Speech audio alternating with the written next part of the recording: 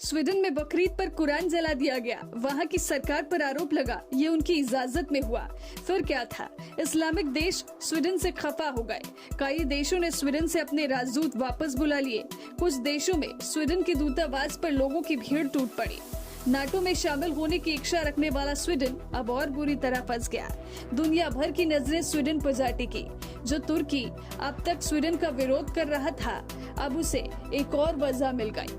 जब से यूक्रेन पर रूस ने अटैक किया है, तभी से रूस के पड़ोसी देश नाटो में शामिल होने के लिए उतावले हैं। स्वीडन उनमें से एक है जो जल्द से जल्द नाटो का सदस्य बन जाना चाहता है।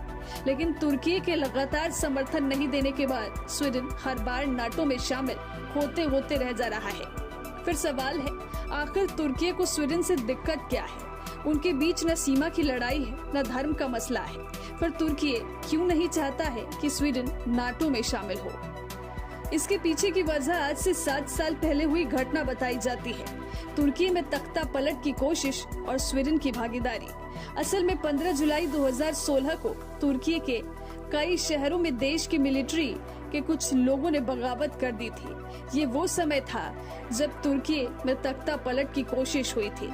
अंकारा और इस्तांबुल में विद्रोहियों के टैंक घूम रहे थे। तुर्की के फाइटर जेट अपने देश की ही संसद पर बम बरसा रहे थे। तख्ता पलट की इस कोशिश के खिलाफ जनता सड़कों पर उतर आई। टकराव गहराता गया। 250 लोगों ने जान गंवा दी। 2000 से अधिक लोग घायल हो गए।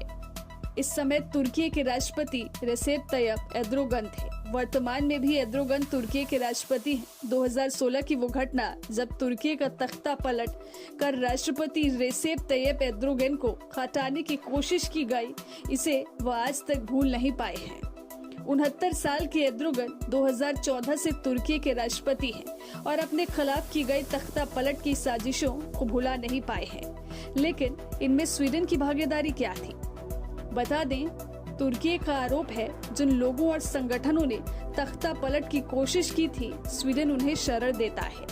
तुर्की खुलेआम कहता रहा है कि स्वीडन आतंकियों को शरण दे रहा है। यही वजह है स्वीडन को नाटो की सदस्यता के लिए तुर्की का साथ नहीं मिल रहा है। तुर्की लगातार कहता है स्वीडन को कुर्दिस्तान वर्कर्स पार्टी यानी PKK और तख्ता पलट की कोशिश में शामिल लोगों के नेटवर्क के खिलाफ एक्शन लेना होगा। PKK से जुड़े लोग स्वीडन में सरेआम धरना प्रदर्शन करते हैं। तुर्की की एम्बेसी के बाहर अपना विरोध जताते हैं, जबकि PKK को तुर्की एक आतंकवादी संगठन मानता है।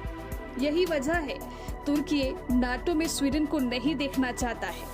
वहीं जब से यूक्रेन पर रूस का अटैक हुआ है, रूस के पड़ोसी देश नाटो में शामिल होने की जल्दबाजी में है।